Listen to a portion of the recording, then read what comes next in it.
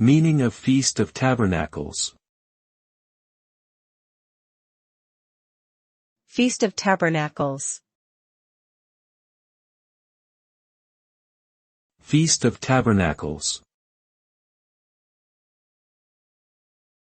Feast of Tabernacles.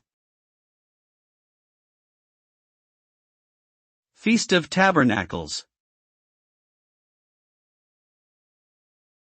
The Feast of Tabernacles, also known as Sukkot, is a Jewish festival that commemorates the years the Israelites spent wandering in the wilderness after their exodus from Egypt.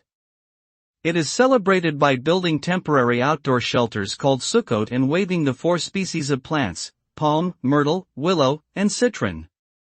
The result of the Feast of Tabernacles is to remember God's protection and provision during the Israelites' journey, to express gratitude for the current harvest, and to anticipate the final redemption and gathering of all people in the Messianic era.